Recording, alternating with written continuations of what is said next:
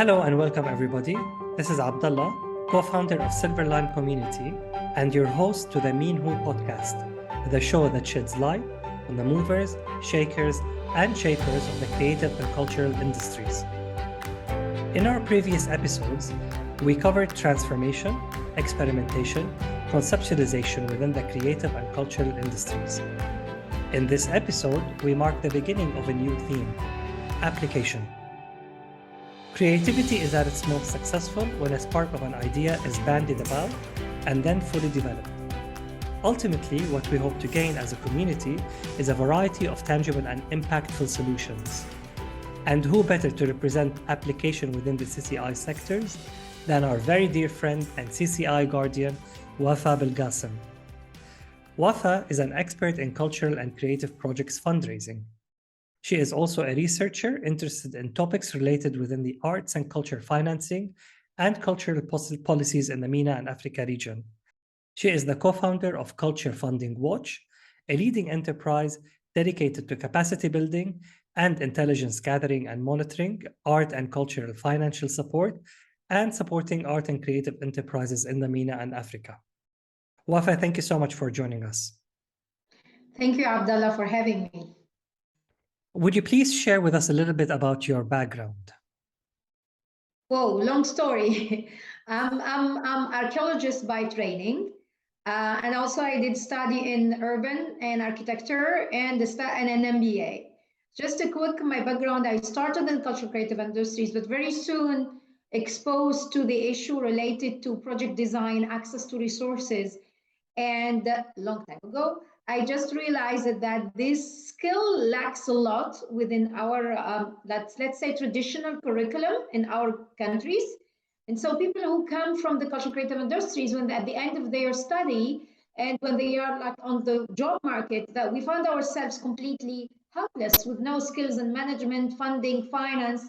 And I just realized that there is a gap, and that's where I could fit and where I may have added value. And that's where I completely changed my career to fundraising, from archaeology to funding and finance, and where also the idea of CFW was born in my mind. On the topic of funding, we all realize that it's a crucial element for giving life to ideas.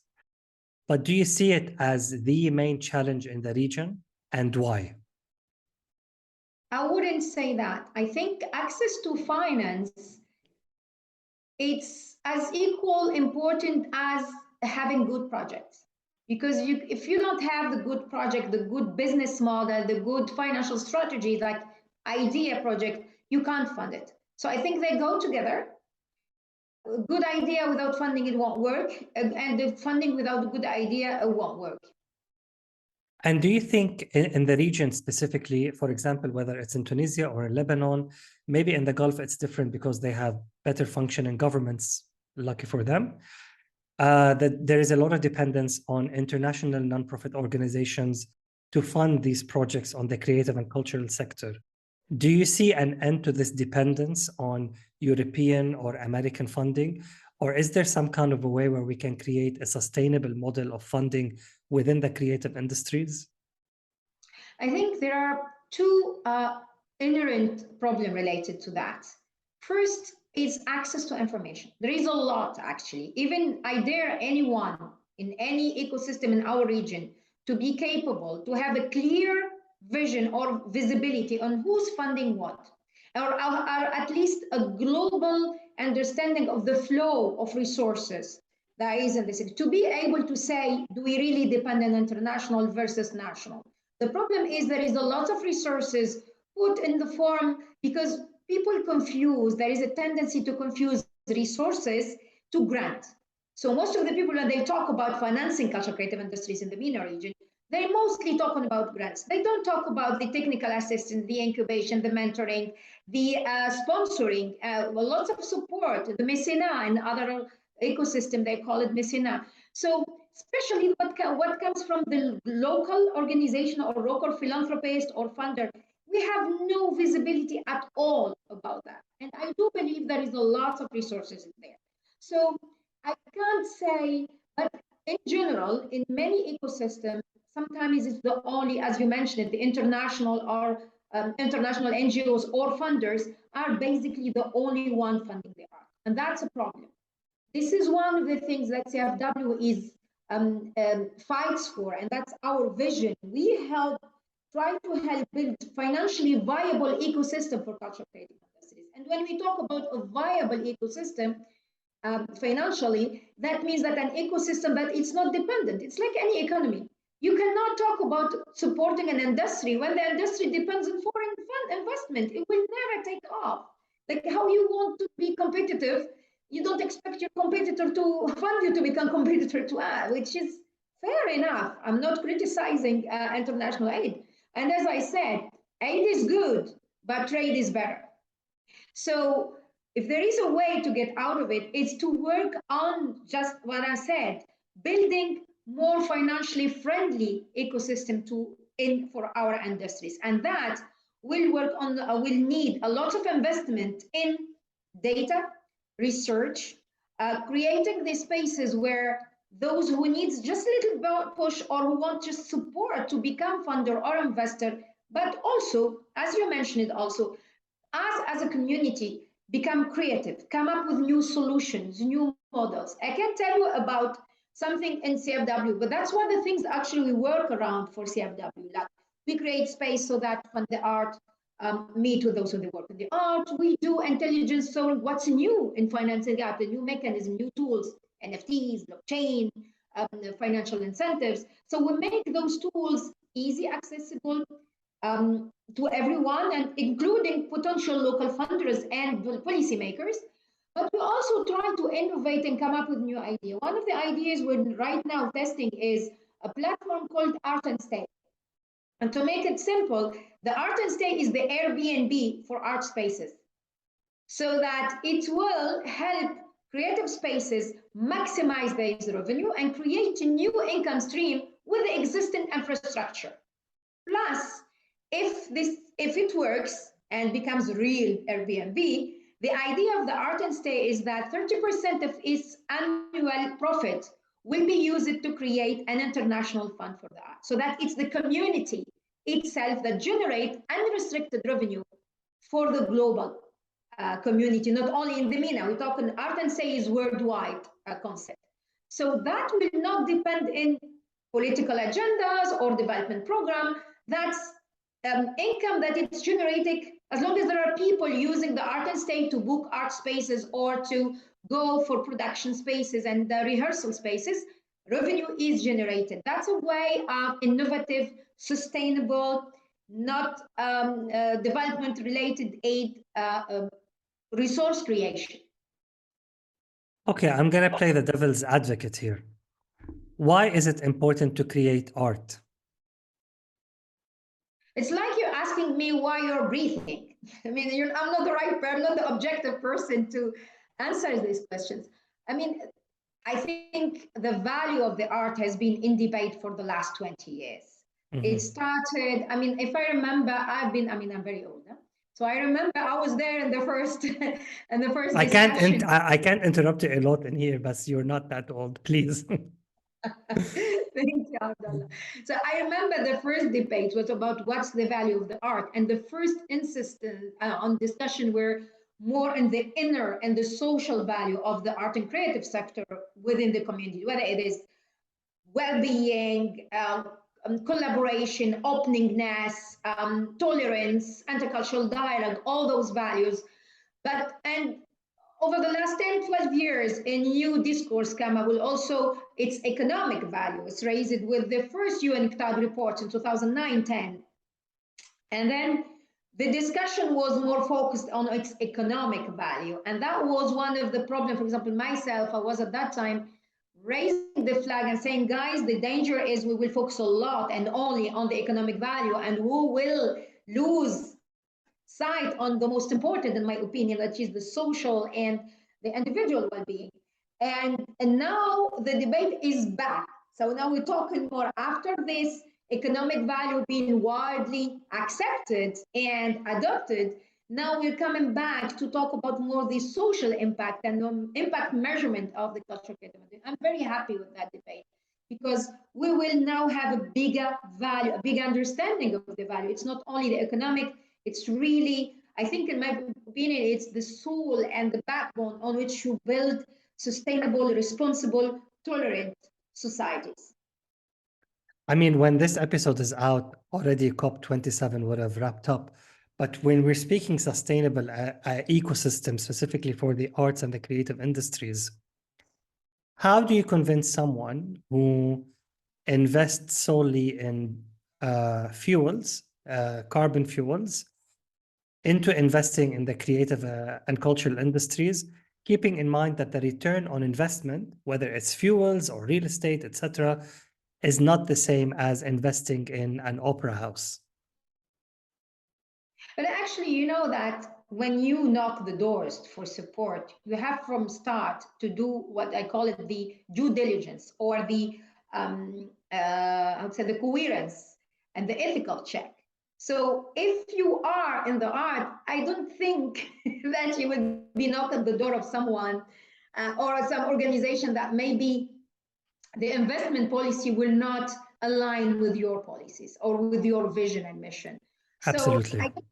yeah, absolutely. So I think one of the issue, for example, lots of clients come and see CFW about issue of access resources, and 90% of the failure is related to a syndrome I call it knocking the wrong door. So I think it's a lost battle to talk to someone who won't understand that, or in the sector that they're not really open. Let them come to you and start focus on someone or some sector who understand, who have at least some link to what you're doing. So I think why go into the hard? Why go into the hardest? Start, because in our ecosystem there are other sectors, industries that has links to what we do, which the communication be much easier for us to approach these people before going to other industry was really far from what we do.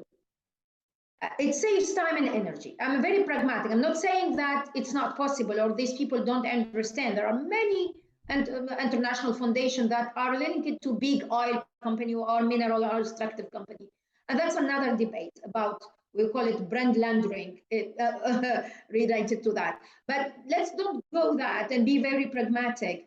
If you want to really convince, have more art supporters, start with those who have some affinity, those you feel that they just need a little bit of push by creating the space for them to meet their peers, by making the information available to them, that, okay, investing in this and that, that's the kind of impact you can have. And I think it's all, again, back to the data, access to information. We don't have data. And I'm not only talking about the economic data about our impact, even the social. There are very little investment in building cases for us. And that's also linked to the wrong financial policies for cultural creative industries.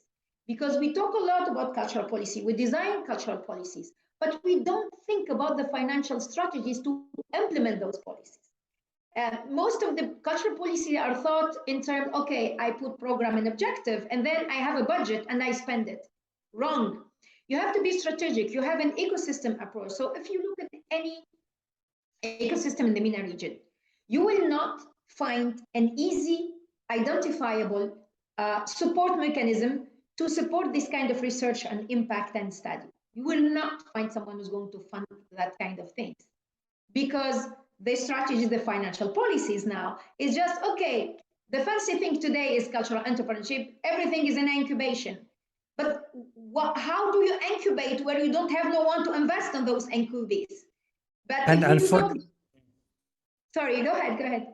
No, and unfortunately, one of the first ways for them to try to come up with an answer of what do you do after this incubation process is they bring people like PwC or McKinsey to inform them on decisions that are not necessarily in line with the social aspect of the and the social impact of the culture and the creative industries. It's not only about the economies of it. It's not only about the profit and loss part of it.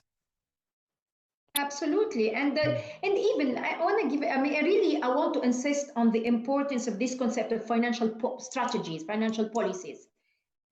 The mechanism you use whether it's a grant or technical assistance or a mentoring, to channel a support for a cultural creative actor, whether it's an enterprise or an NGO, it doesn't matter, impacts directly whether or not the desired objective of your program, of your policy, will succeed or lose. For example, very little people pay attention to this today because the main financial mechanism used to support is the grants from culture, mainly cultural policies.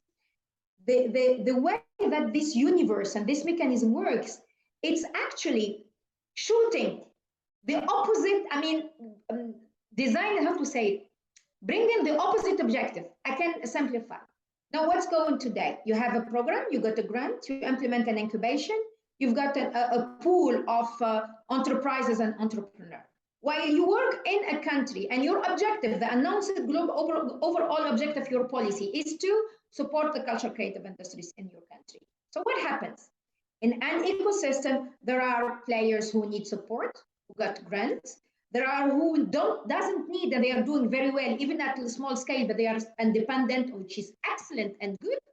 And there are those who are doing good, but they need a little bit of push to accelerate and invest. So what happened today? And of course, the means that exist in our ecosystem are limited. So it's not everybody who has access. Look how the system, when you don't pay attention to the bayaza, it will harm your ecosystem. So if you are on a grant mechanism, so what's going to happen now? Those who do incubation, when they, beside the access to resources, when you're an incubator or participate in this kind of thing, there is the whole other benefits like networking, visibility, being invited. What happened today? If you are doing very well in an ecosystem in the MENA region or global South in general, or if you're not lucky enough to access funding, you're basically punished for not access for funding and a grant, because you will not be invited in every single those networking event, because everyone will be inviting only their grantee. So there is a contradiction in the discourse. We encourage you to be independent, to do business, sustainable business. So when you are doing a sustainable business, you are not supported, at least in showcasing and be mentioning as entrepreneur in the list of this kind of things. So actually what's happening now, those who are doing very well, they are not being very enough. I mean, they only count on their fight and their effort. They're not being supported even for those basic, simple visibility, networking, connecting, being mentioned, because they are not the grantee of XYZ program.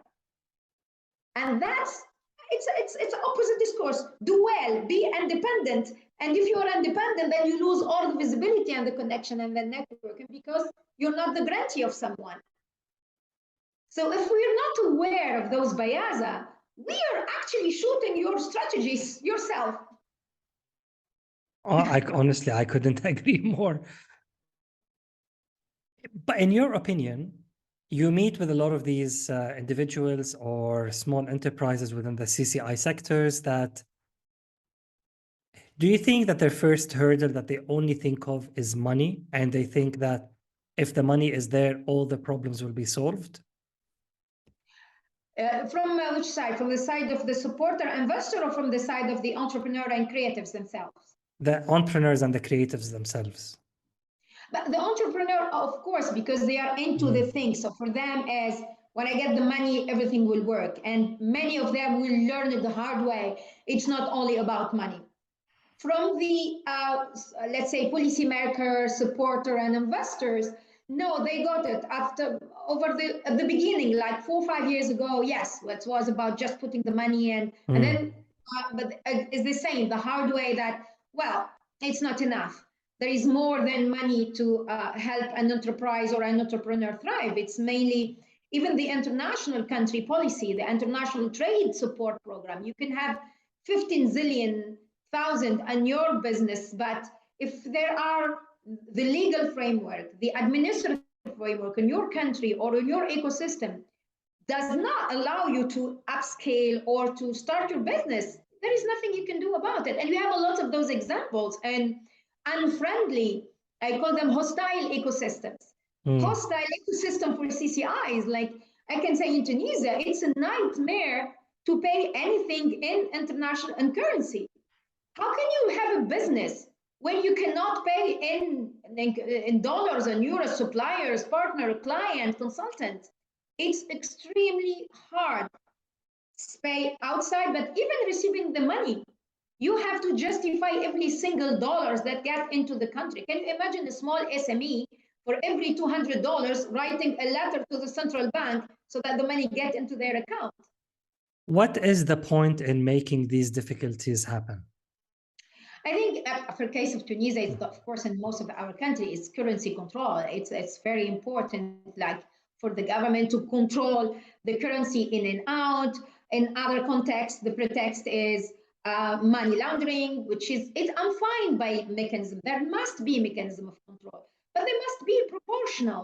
Like you cannot justify $100 in revenue by a letter and a copy of the contract and the invoice and sending to your bank and your bank sending to the central bank. Can you imagine? I have This someone is honestly, this is my problem with the idea of, oh, this might be money laundering, is so many shackles they put on the small businesses and the individuals, but then you still have money laundering happening with billionaires and zillionaires, and I'm like, how are they jumping through the? Is it because they have better lawyers than we do? Like, I don't understand why. absolutely because they have better lawyers and accountant that you do and I do because we're doing our accountancy basically ourselves when you start. So you Mm. don't know, you're not aware, and it's so time consuming. Like time invested in this paper because eventually you may do it, but it takes. I mean, I don't have a full-time person to deal with this. I can't afford to have someone who's just doing paperwork. At least when you start as a small enterprise. So this is what I call the hostile ecosystems. So it's time consuming, it's hostile, you need a lot to learn. Why are you still in the industry? Because I'm a pain in everyone's life. You're a beautiful pain in this case.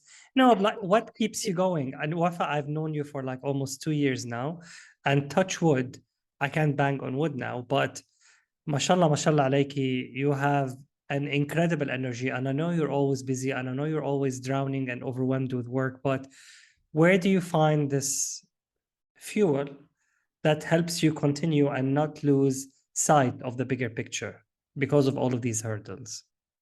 Yeah, I'm stubborn. Like I don't let things go.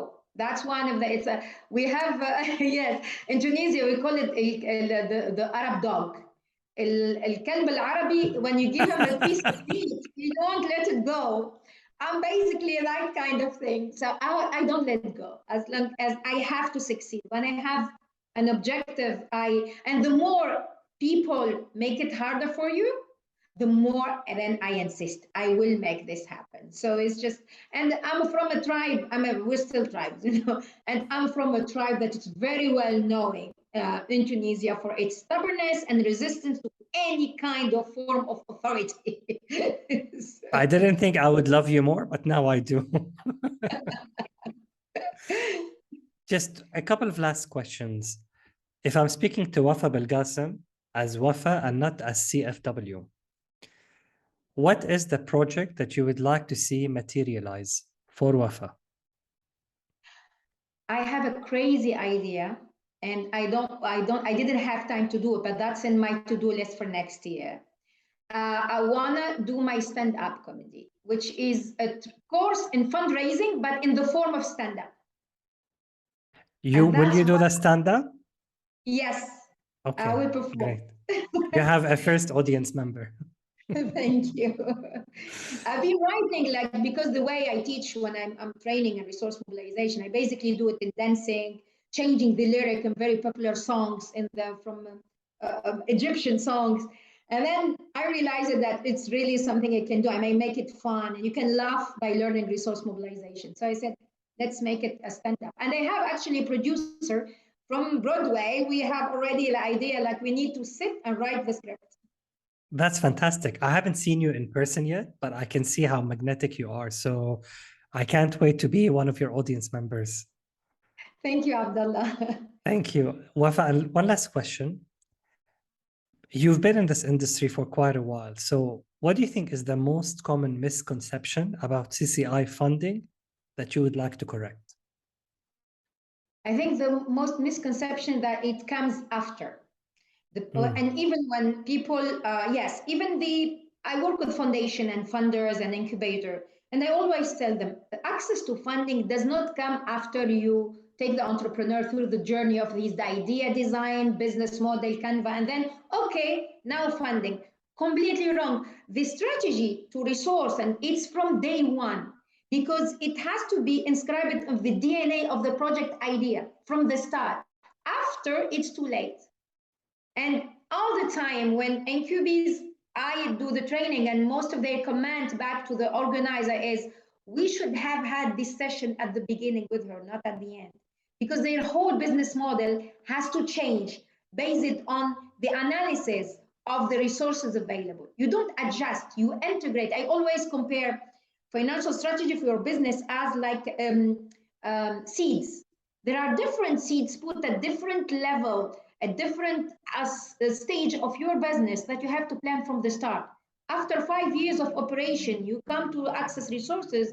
This, I call it mission impossible. And I turned back. I don't type client who has been operating for 5 years just on grants and eating money, because it's not because they are bad, or it's because actually it's too late. It's like a plant. You come to me when it's dying. There is nothing I can do for it. It's too late. Do you think there is a hesitation to share these ideas with possible funders because they don't trust to share their ideas in advance? There is a lack of trust? No, I think because there is misconception, because people, when they think about funding, that's why I don't like the word funding. I prefer resource. Financial sustainability, it's not about only grant, and that's the big problem. So there are other ways to mobilize resource to make your business model sustainable without having grant. Like you see CFW, it's on purpose that the first 4 years of operation, we did not raise any grant. It's not because I don't know how to do it. This is my business for 20 years. It's because that's part of my strategy. Incredible. We say in Arabic, Allah katter min amsalik. That means, may we have many people like you and follow your example. Wafa, I can't thank you enough. Thank you for really being the guardian of the CCI sector in the region. And we can't wait to see and stay in one of your art spaces very soon. Thank you, Abdallah, for having me. Thank you so much. Thank you. Have a wonderful day. You too.